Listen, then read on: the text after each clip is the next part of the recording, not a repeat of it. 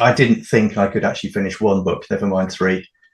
Like I said, I thought it was a superhuman endeavor.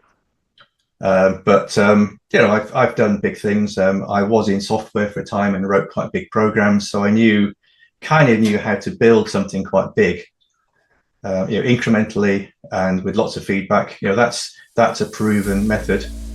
And if you're going to approach a novel, that's what you have to do. You have to think like little pieces at a time, putting things together, building it up gradually, and right all the way down the line, getting feedback. You need. I've heard other interviewees of yours talk about critique partners. It's a valuable thing. You as an artist, whatever skill you're doing, you need other people to tell you if you're hitting the right buttons and making it work, I think.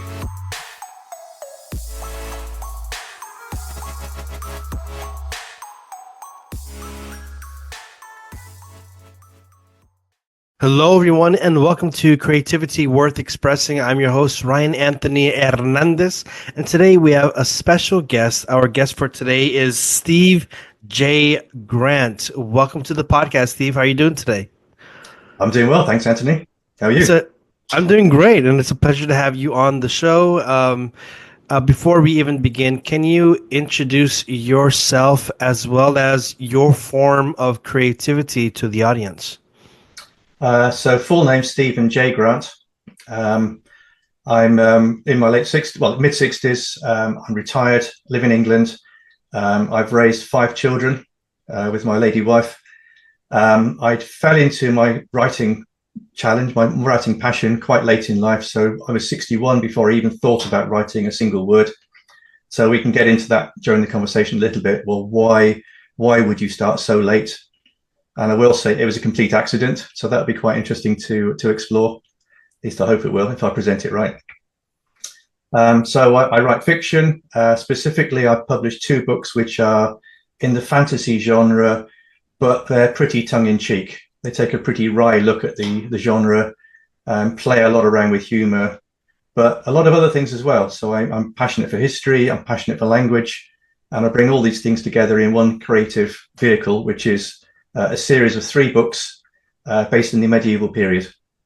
So something that I like to do with every guest is to dive into their creative journey. So you've already mentioned that previously, well, you only started writing your first words, I think maybe like 4 years ago, very recent, but that before that had never crossed your mind.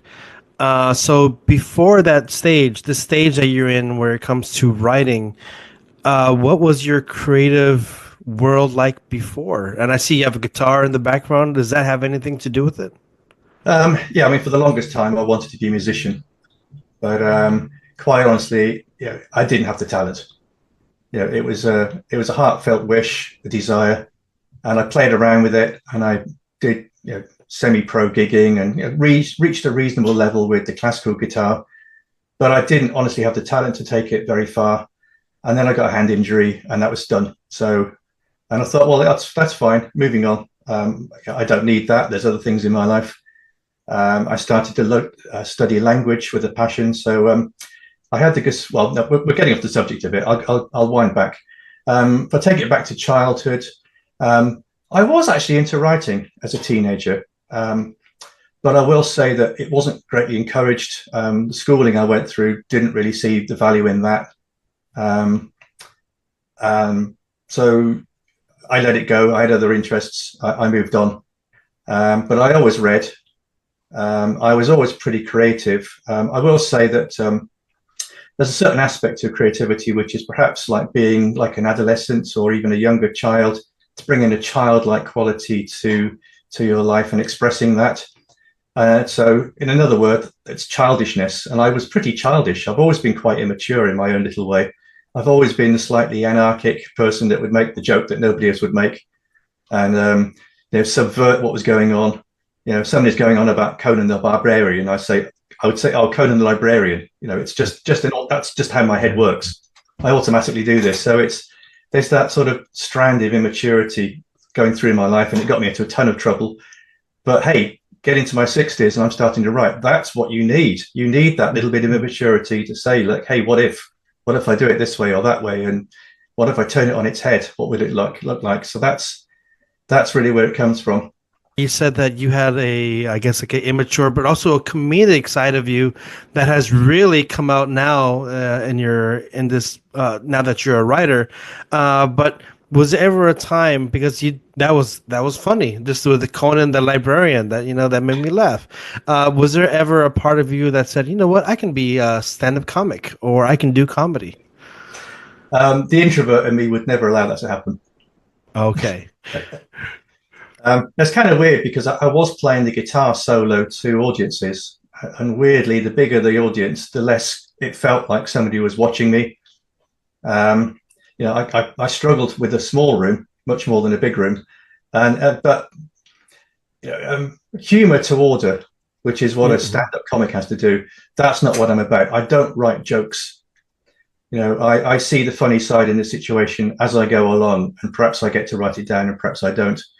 But I could never sit down in front of a computer and say, right, I'm going to write a bunch of jokes today, because there would be nothing coming out. Yeah. Nothing would happen. And yeah, I mean, I get tongue-tied. I stutter a little bit. It's perhaps I speak too quickly in places. I just don't think it would work. Mm. So now you are a writer. You have 2 books out. You have the first one is, I think, False Tidings. That's this one. Yep, that's visible. Thank you. For those who are listening to the audio, Steve was just holding up a book of his first book, False Tidings, and he also has a second book. Do you have that with you? That's there. It's called Witch Hunt. So he has 2 books, False Tidings and Witch Hunt. And again, earlier, I think you mentioned that the writing style is like a medieval fantasy, correct? Yeah, I mean, I was somewhat influenced by the work of Terry Pratchett, which I guess probably a lot of your readers have heard of.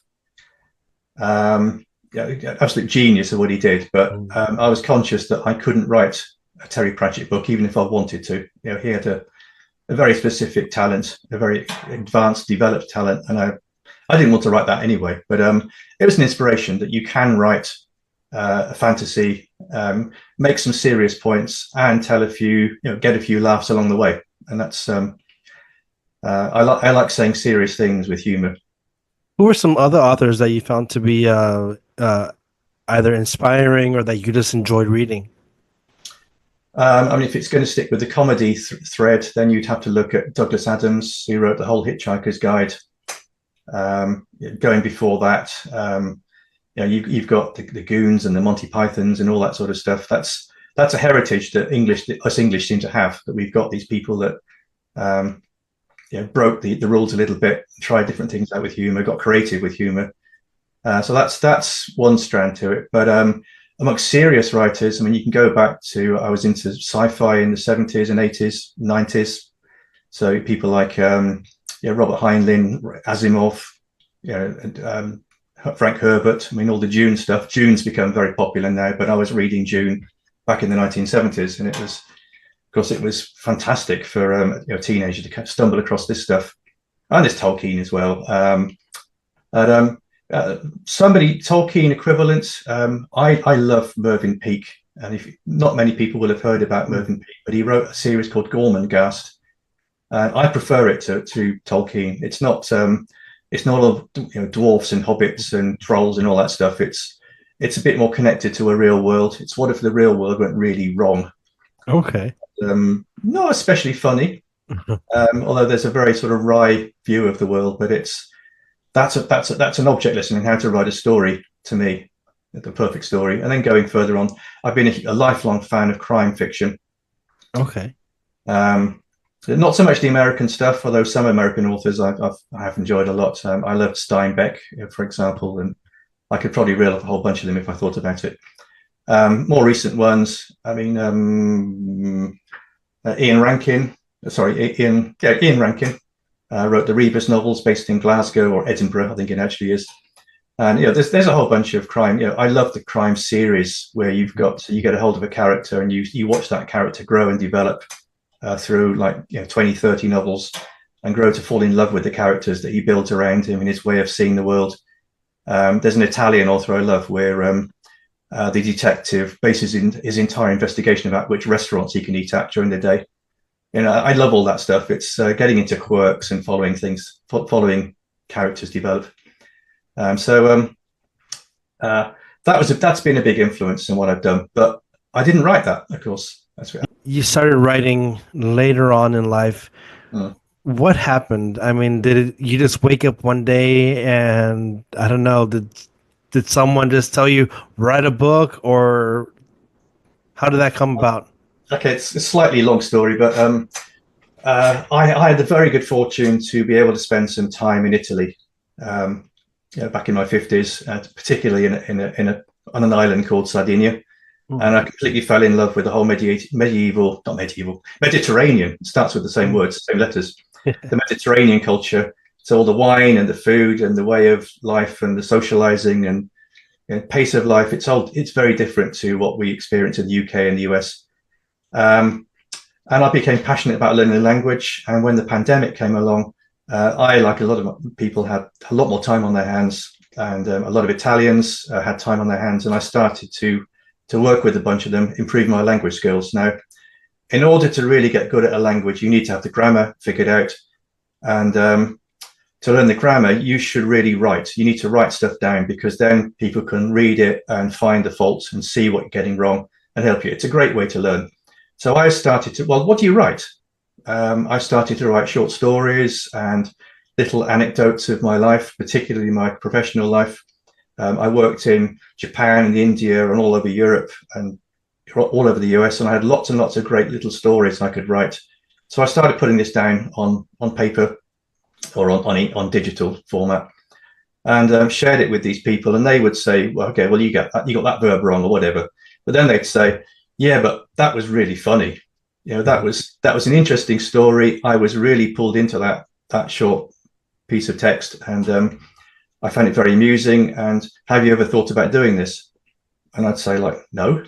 To me, writing a novel is almost like superhuman. It was almost superhuman. It's the idea that you could write 100,000 words, and you could somehow have in your head this scheme of how these words would all come together and mean something that somebody would actually want to read.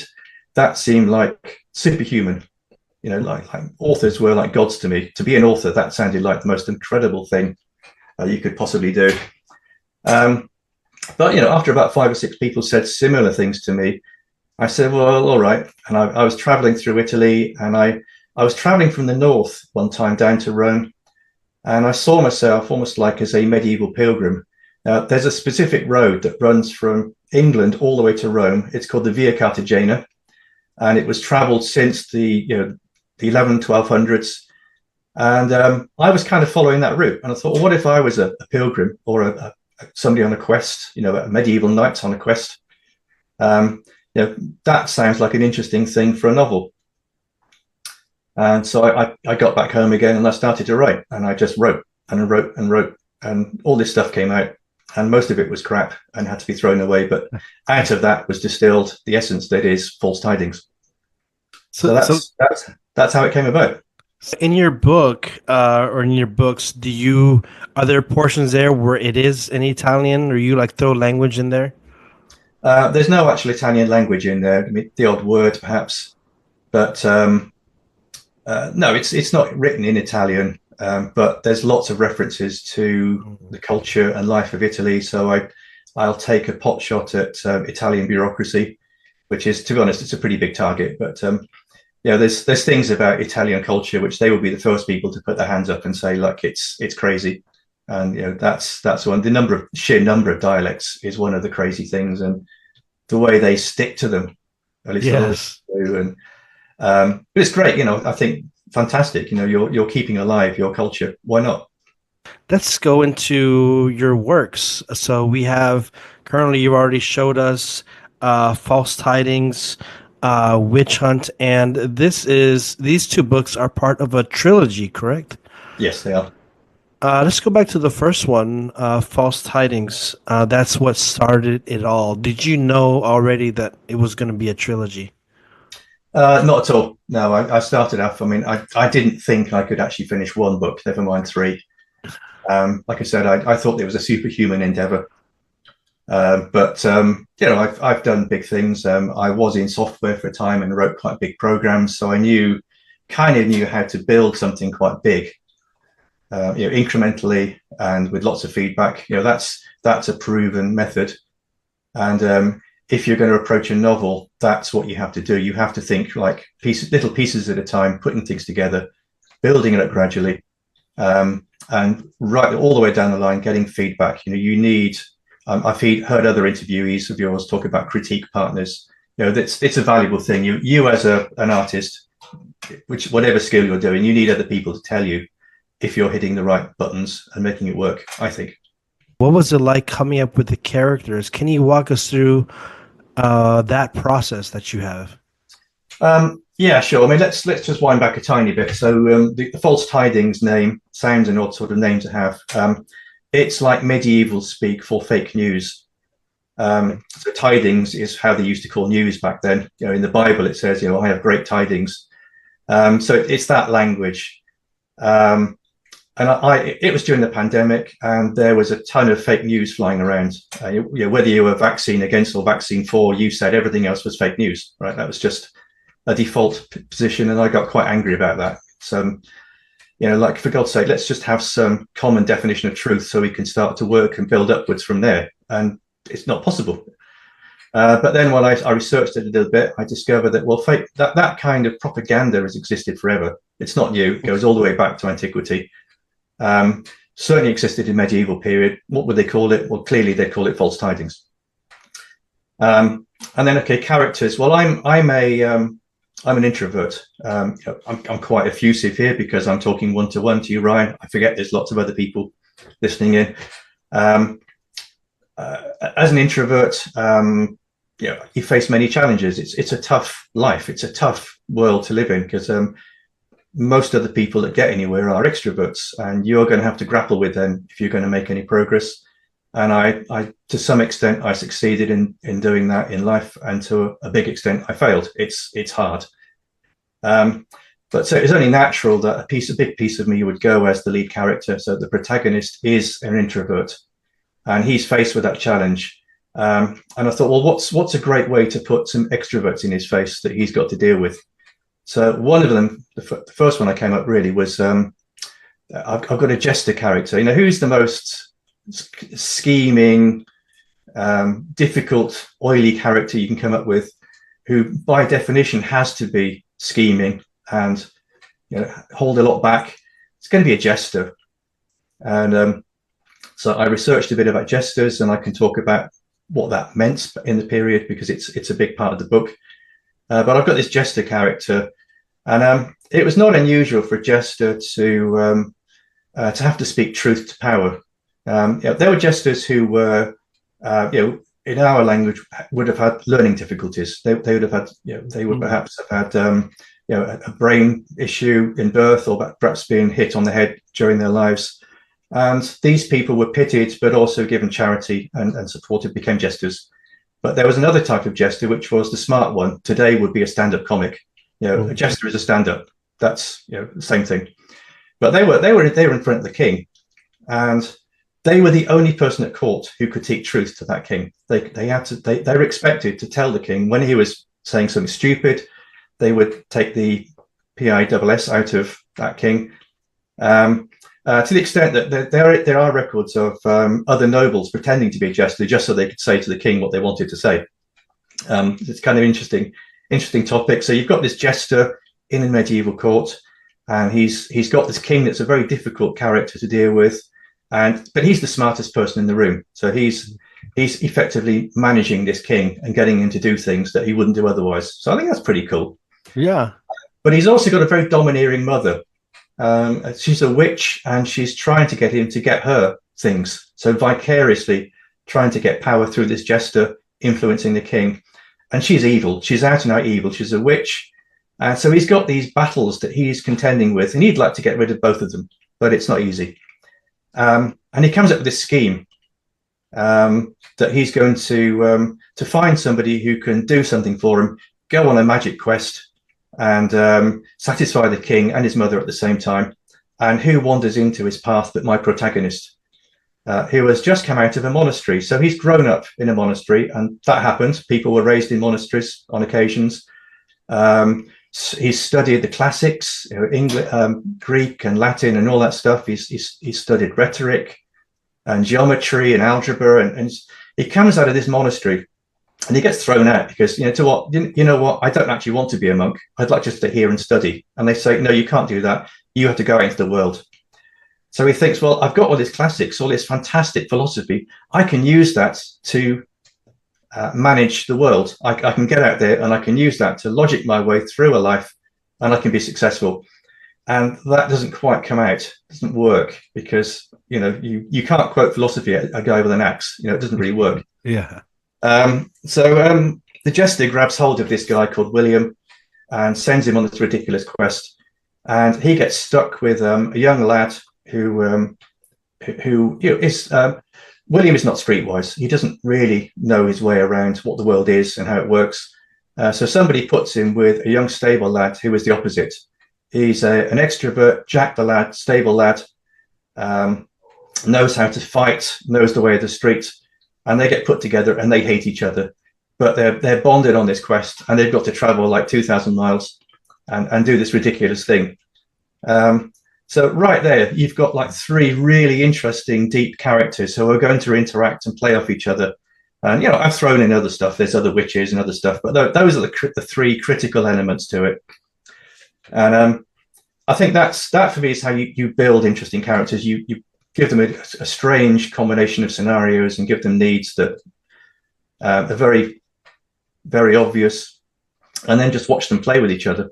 Yeah, I find it very fascinating also how you're describing each character's, I guess, strengths and weaknesses.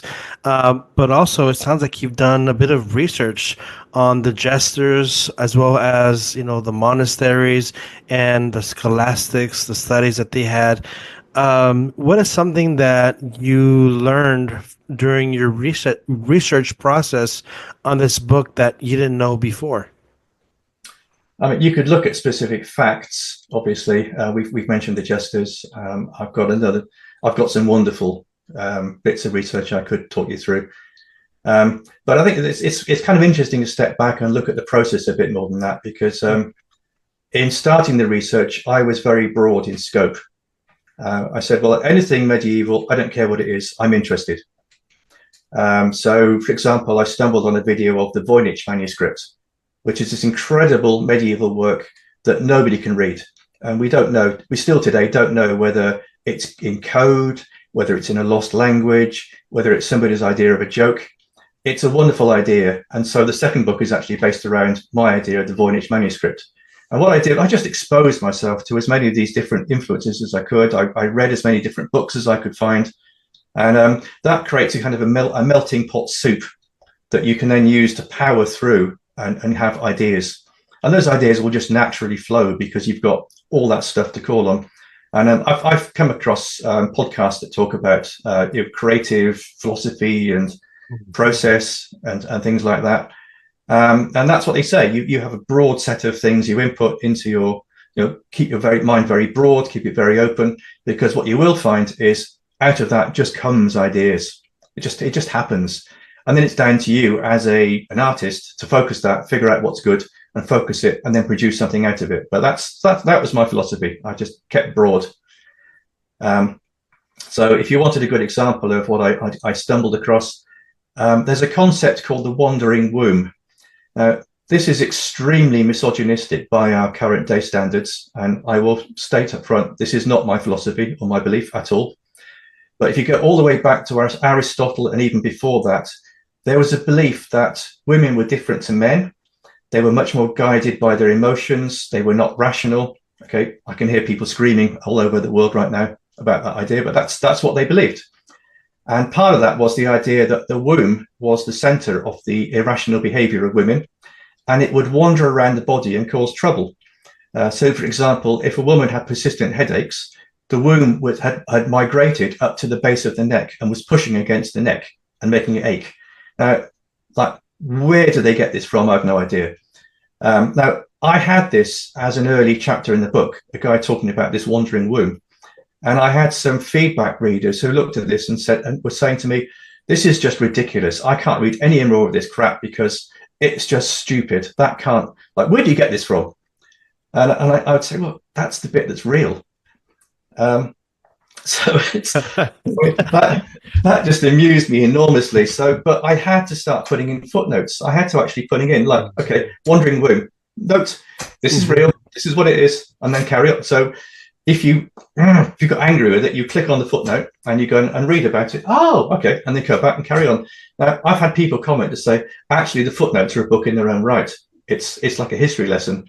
But it's funny history. It's like weird history. It's not the stuff you would sit down and listen to in a classroom and have to memorize a bunch of dates, which of course is boring as hell.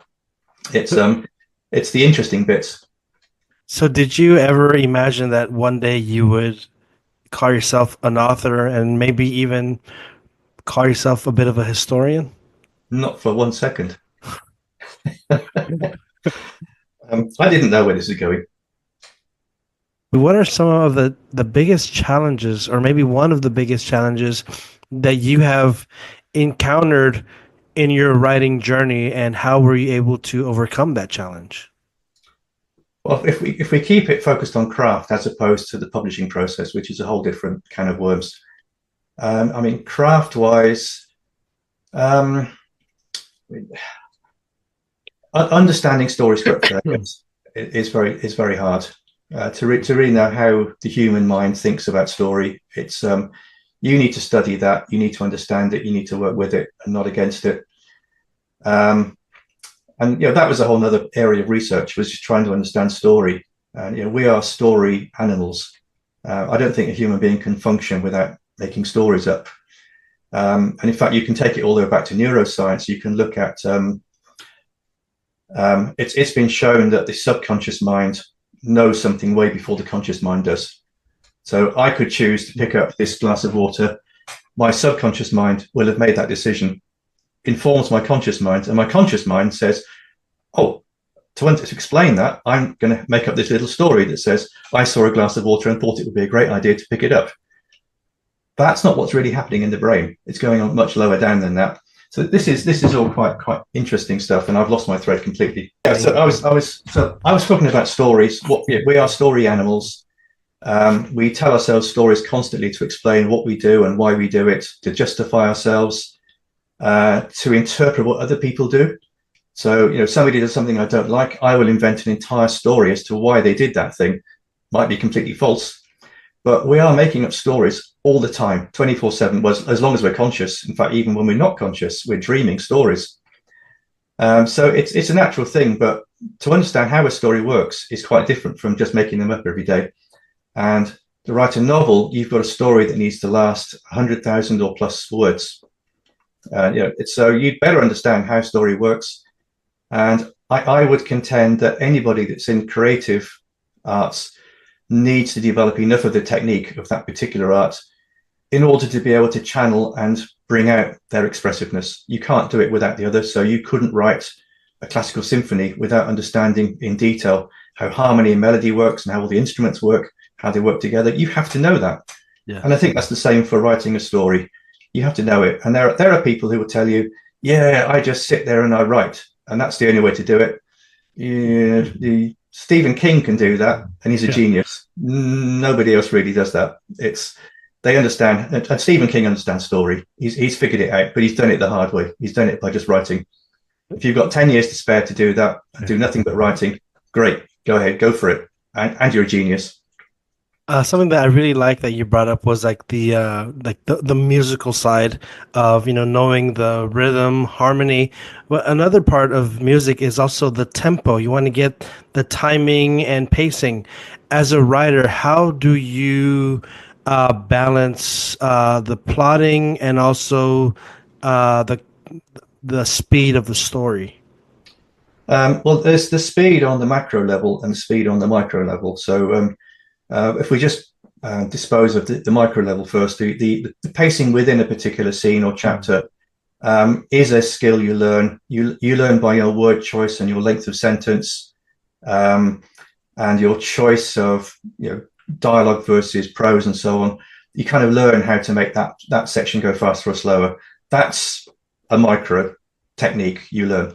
On the bigger scale, the pacing of a whole story is pretty difficult, and if you understand story structure, it helps you know when to get the pacing right. So a standard story structure will say, well, you need a critical incident here, you need a choice here. If you lay it out in this particular way in the book, then the pacing will kind of take care of itself. It's a little way to hang the stuff, and it's, again, that's a trick you learn.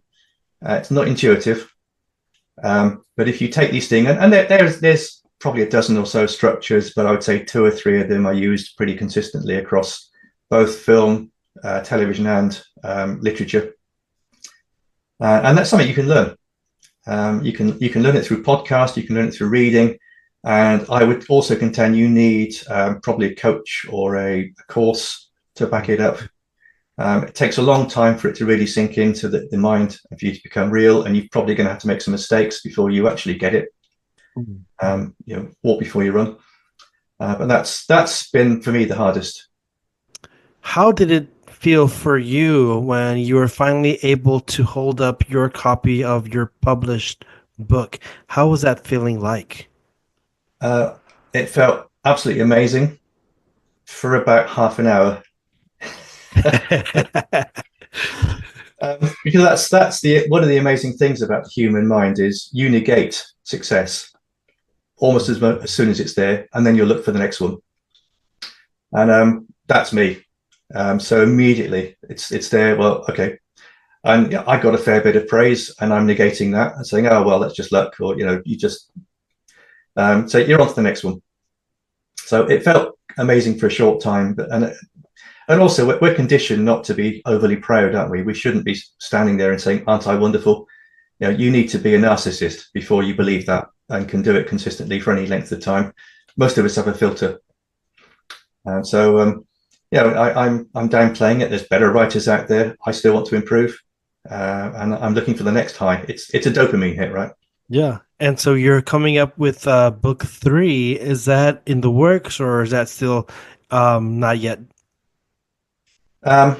So book 3 of the series, I have in very rough outline in my head of what it will be like. But it needs to cap off the entire series. It needs to be the best, the biggest, the most wow book of the 3. And that's going to take some doing, if indeed I can do it at all. And I'm taking a break from it right now because my life's passion has been murder fiction, so crime writing. And I thought, well, it'd be kind of fun to switch back to that and see if I can make it work. And also because my wife hates fantasy, and so she's much happier that I'm writing something that she can get her head around.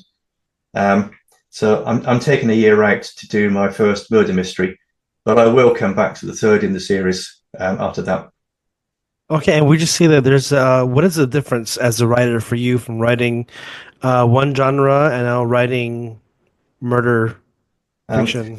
I think you have to relearn how to build it. So there's a different set of techniques to figure out, and that's intellectually as well as emotionally and challenging. But a murder mystery, you've got to have a lot more precision about what happens and when. So first off, you need to write a complete timeline of the events as they'll pan out. So what exactly happened at 2:34 in the morning, and that happened before something happened at 2:35 in the morning and 3:30 in the morning, and you've got to get all these things lined up and clear in your head, and they actually work. So that person knew that at 2:30, that person knew this other thing at 3:30. Well, how does that play out? So it takes a lot more pre-thought, I think, a murder mystery. You can't just write it off the cuff. At least I don't think you can. Yeah. And then you've got to think about, well, you've got this incredible reveal because, unless you're going to tell the reader up front who did the murder and try to figure out why, that's a technique. Most people go for a whodunit, and that's more about how do you gradually give the reader the clues so that it all opens up at the end and it all makes sense. I refuse to do a Miss Marple kind of Agatha Christie thing where you've got this genius sleuth at the end just says, aha, this is how it happened. I guess that's great. It was a genre. It worked at a time, but that's not how we do it these days. We try to drop things in and make it like it's kind of more natural to come out. But it takes a lot of thought. You concocted this incredibly detailed set of motives and events, but you've kept most of it hidden. So how are you now going to reveal it? That's got to be thought out. So I think there's a lot more pre-planning has to happen in a murder mystery. But it's not to say you can't pre-plan a fantasy from start to finish. You certainly can, and I know people that do it. They'll plan 200,000 words and they know exactly how it's all going to pan out, and they'll just sit and write it. And I can't do that. I'd like to ask you, are there any other upcoming authors out there that you may suggest we have an eye out for? I could give you a few names from my writing group. They're definitely people to watch. So I've got a writer group that came out of a coaching program that I was part of from the 4 years ago. So I signed up to a book coach, and he had a whole bunch of different people, and a group of us hived off who were fantasy writers, and spent a lot of time chatting, on the side.